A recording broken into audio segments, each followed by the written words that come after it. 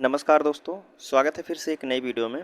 दोस्तों, अगर आप हमसे जुड़े हैं, चैनल को सब्सक्राइब किए हैं, तो बिल्कुल आपको पता होगा कि हम घटना चक्र की जो टोह सीरीज आई है यूपी पुलिस एग्ज़ाम के लिए, उसमें से हम प्रैक्टिस सेट सॉल्व करा रहे हैं। अब तक बात करें तो 4 प्रैक्टिस सेट सॉल्व करा दिया गया है। आज जो है 5वां प्रैक्टिस सेट है। बात करें इससे पहले का, अगर आप वीडियो नहीं देखे हैं तो आपको डिस्क्रिप्शन में लिंक मिल जाएगा, आप वहां से जाके देख सकते हैं, या फिर चैनल के प्लेलिस्ट में जाइए, वहां प्लेलिस्ट बनाया गया है, आप एक एक वीडियो को क्रमागत से देख सकते हैं। बात करते हैं इस प्रैक्टिस सेट का पीडीएफ आप डाउनलोड करना चाहते हैं तो डिस्क्रिप्शन में टेलीग्राम चैनल का लिंक मिल जाएगा, आप वहां से जाके पीडीएफ को डाउनलोड कर सकते हैं। ठीक है, तो चलिए हम प्रश्न शुरू करते हैं प्रैक्टिस सेट 5 से। तो देखिए, इसमें पहला प्रश्न आज पूछा जा रहा है कि इनमें से कौन सा शब्द जो है तत्सम है। कौन सा शब्द तत्सम है? ऑप्शन दिया गया है नेवला, नया, नयन, नव्य। तो आप कहेंगे तत्सम पूछा जा रहा है, तो नव्य जो दिया गया है यह तत्सम है और इसका तद्भव जो होगा वह नया होता है। ठीक है, अगला प्रश्न पूछा गया है कि विद्युत शब्द का तद्भव रूप क्या होता है। विद्युत का तद्भव रूप क्या होता है? बिघा होता है, बूंद होता है, या फिर विधना होता है, या फिर बिजली होता है। तो आप कहेंगे विद्युत का जो तद्भव रूप होता है वह बिजली होता है, जो कि ऑप्शन बी वाले में डी वाले में दिया गया है। तो डी वाला आपका यहाँ बिल्कुल सही हो जाएगा। ठीक है, अगला प्रश्न आपसे पूछा गया है कि मेरठ और सहारनपुर, बिजनौर जो है किस बोली क्षेत्र के अंतर्गत आते हैं। मेरठ, सहारनपुर, बिजनौर में जो है इन क्षेत्रों में कौन सी भाषा बोली जाती है? तो आप कहेंगे अवधी, ब्रजभाषा, खड़ी बोली, या फिर कन्नौजी। तो आप कहेंगे मेरठ हो, सहारनपुर हो या बिजनौर हो, इन सब क्षेत्रों में जो है खड़ी बोली बोली जाती है। ऑप्शन सी वाला यहाँ बिल्कुल सही होगा। ठीक है, अगला प्रश्न आपसे पूछा जा रहा है कि प्रयत्न के आधार पर ला किस प्रकार की ध्वनि है।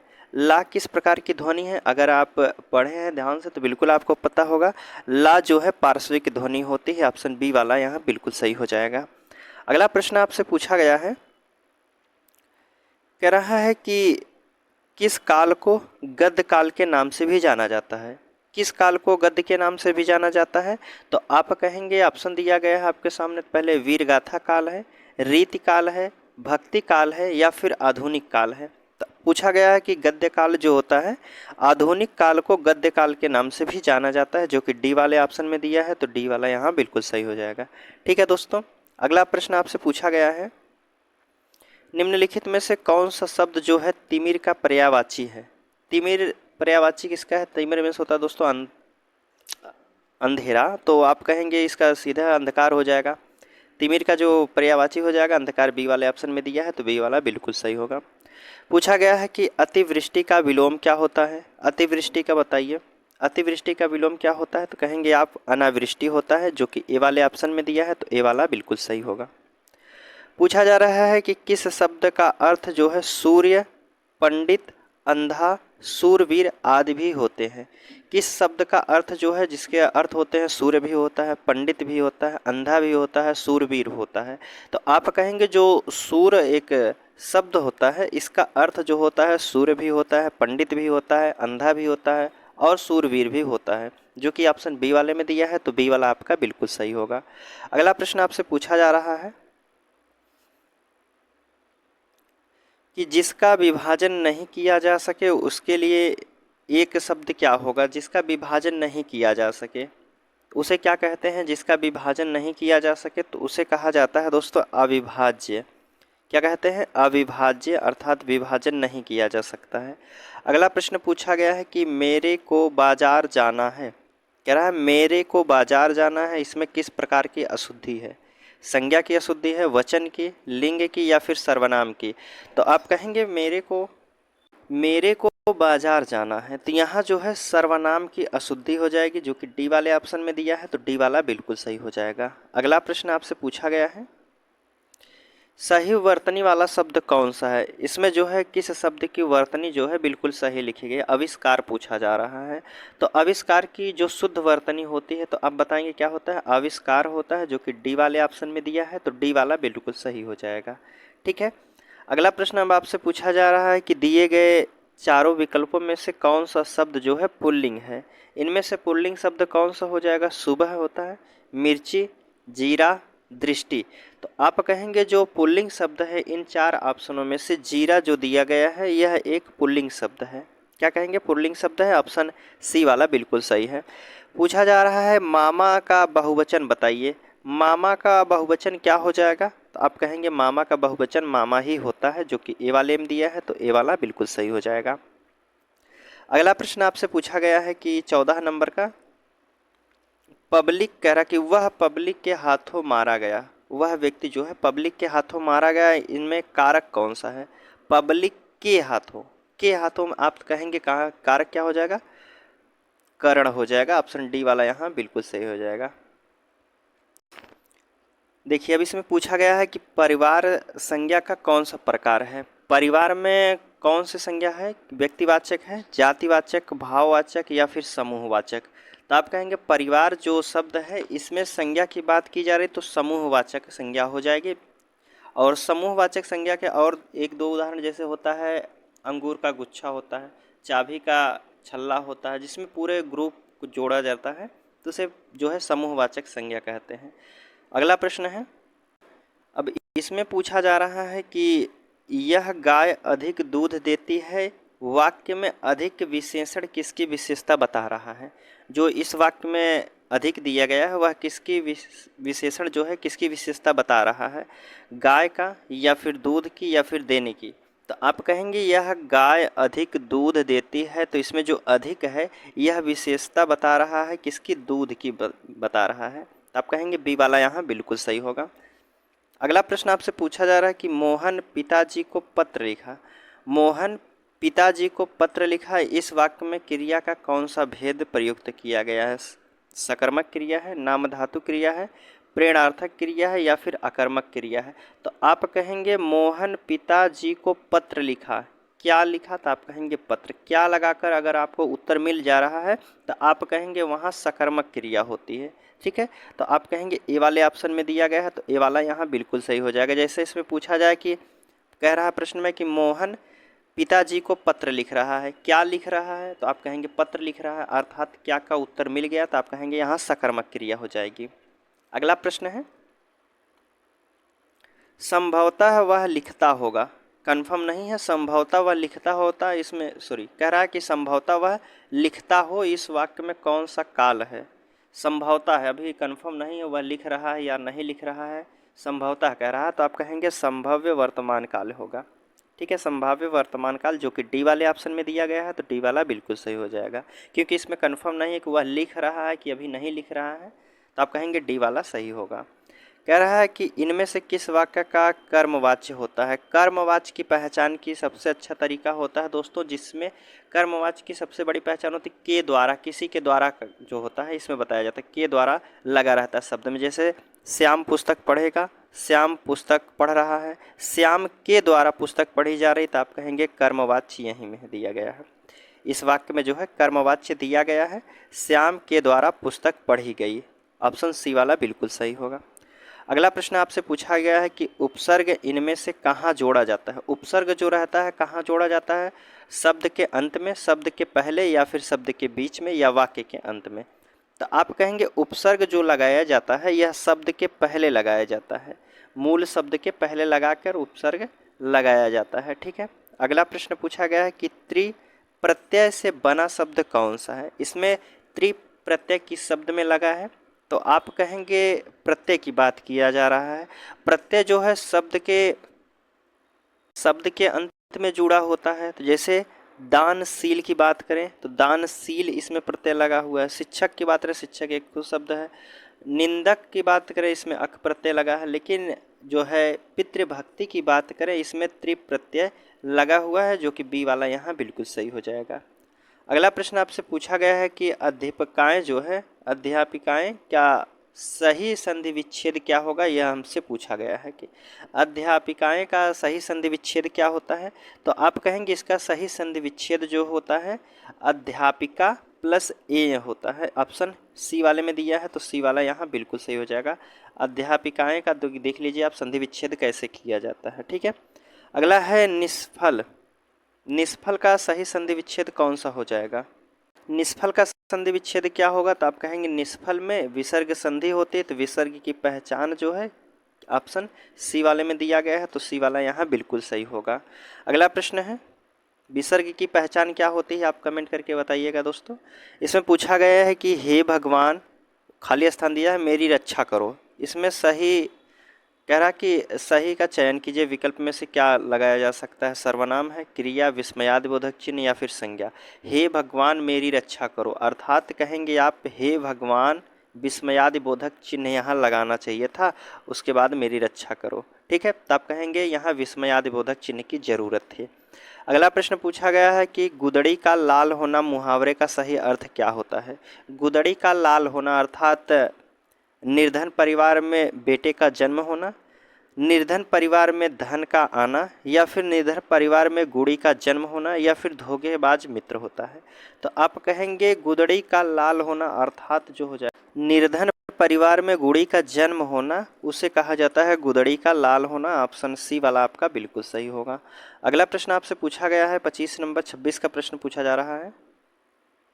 26 से प्रश्न दिए गए थे, 26 से 30 तक के जितने प्रश्न थे वो गद्यांश के प्रश्न दिए गए थे, तो गद्यांश के प्रश्नों को छोड़कर हम आगे बढ़ते हैं।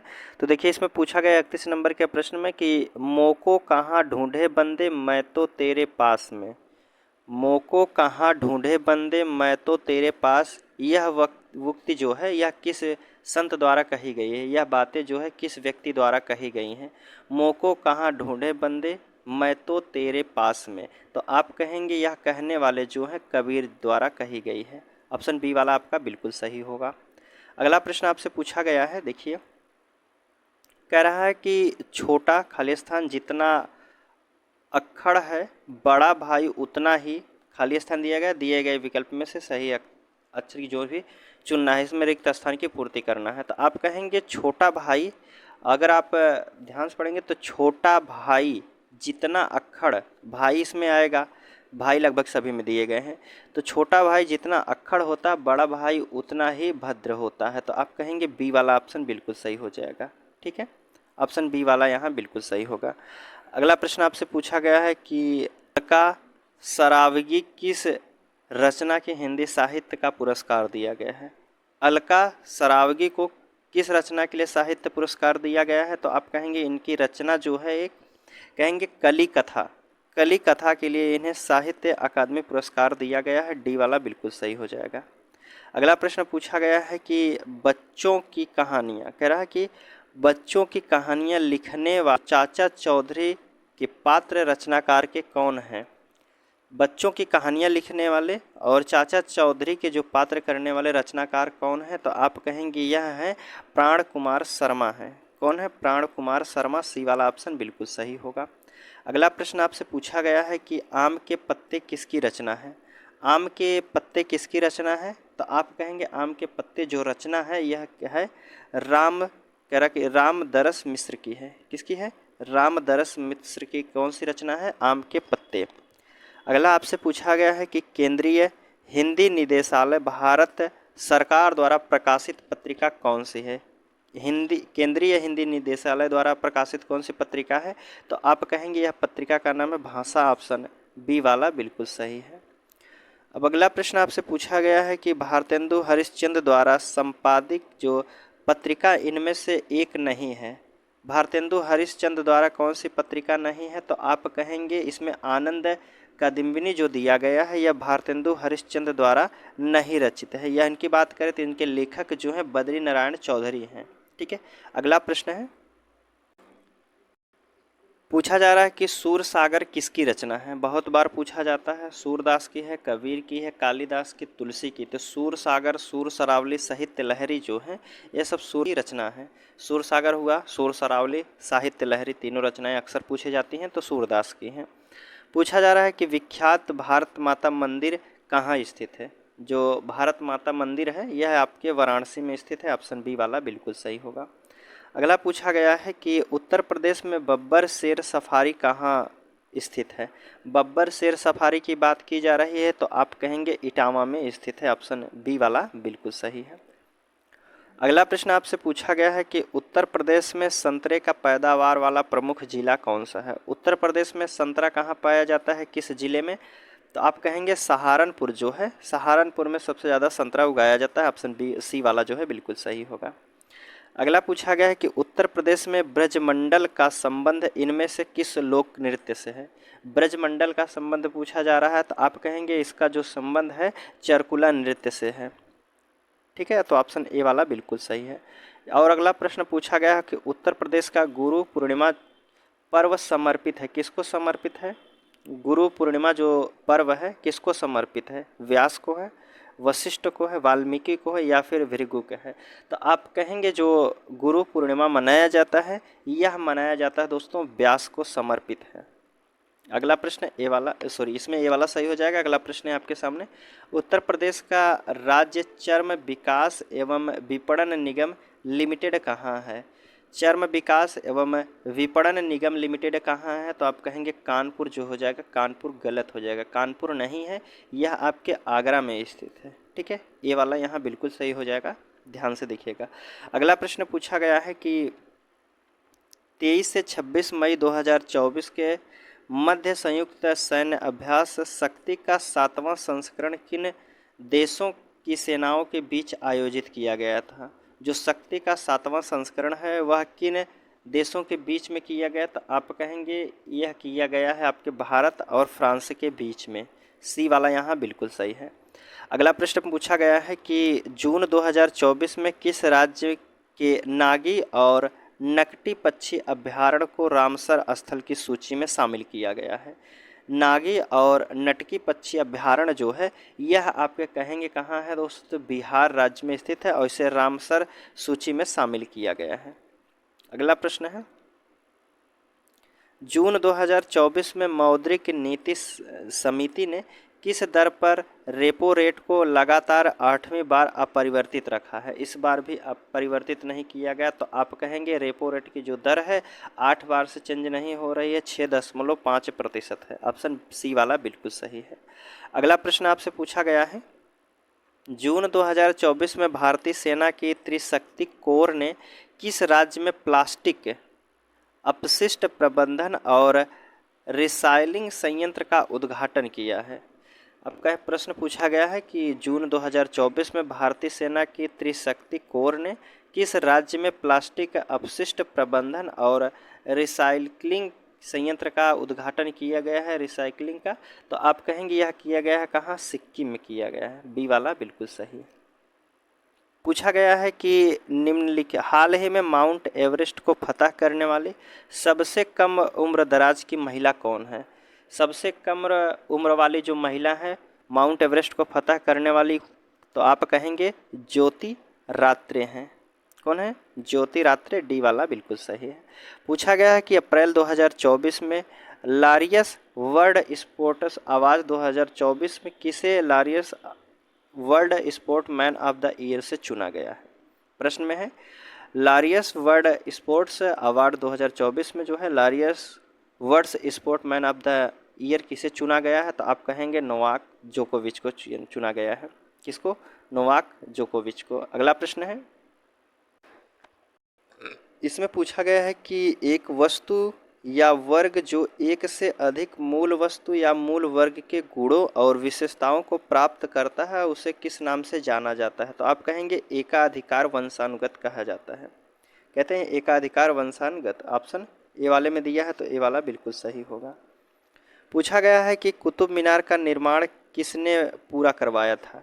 कुतुब मीनार का जो निर्माण करवाया गया था किसके द्वारा किया गया, तो आप कहेंगे इल्तुतमिश के द्वारा पूरा करवाया गया था। ऑप्शन डी वाला बिल्कुल सही है। पूछा गया है कि कांग्रेस का प्रथम विभाजन कब हुआ था। कांग्रेस का प्रथम विभाजन जो हुआ था यह 1907 में हुआ था। ऑप्शन बी वाला बिल्कुल सही हो जाएगा।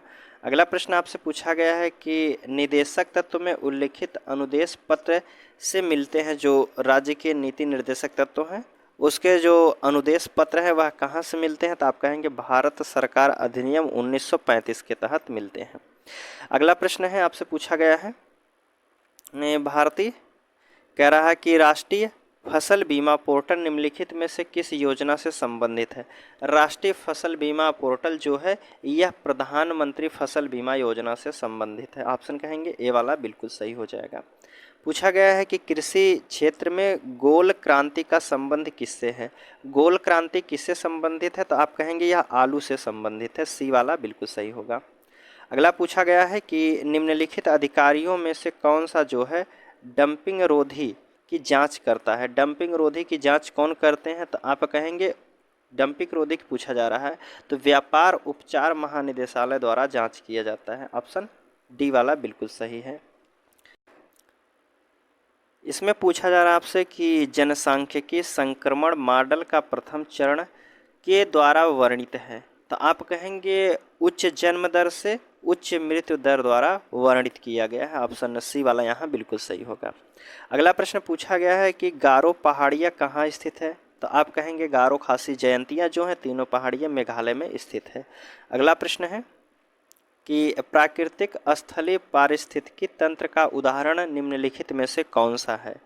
प्राकृतिक स्थलीय पारिस्थितिकी तंत्र का उदाहरण कौन सा हो जाएगा, तो आप कहेंगे घास का जो स्थल होता है यह उदाहरण हो जाएगा। ऑप्शन सी वाला बिल्कुल सही है।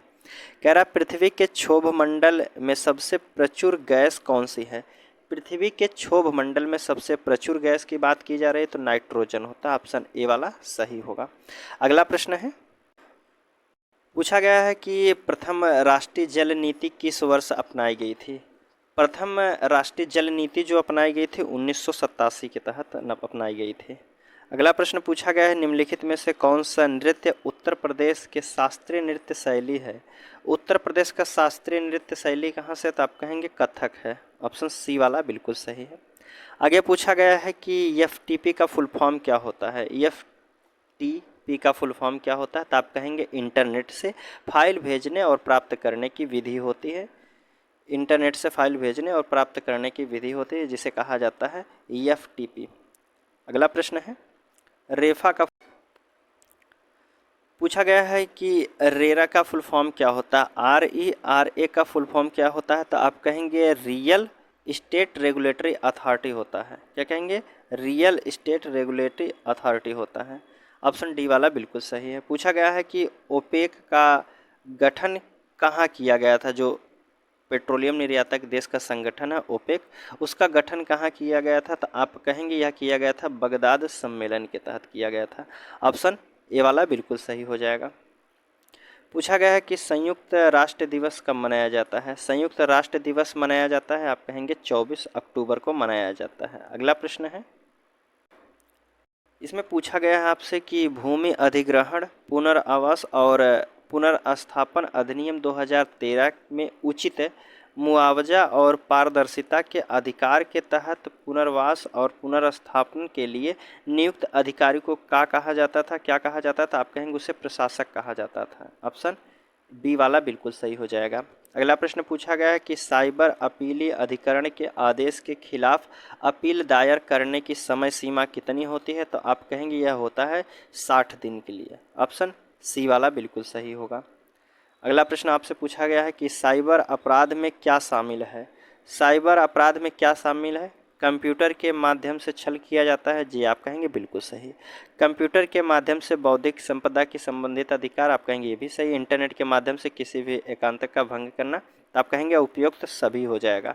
पूछा गया है कि किस वर्ष में शब्द जो है समाजवादी पंथनिरपेक्ष और अखंडता संविधान के प्रस्तावना में जो है शामिल किया गया था, तो आप कहेंगे 42वां संविधान संशोधन 1976 में हुआ था।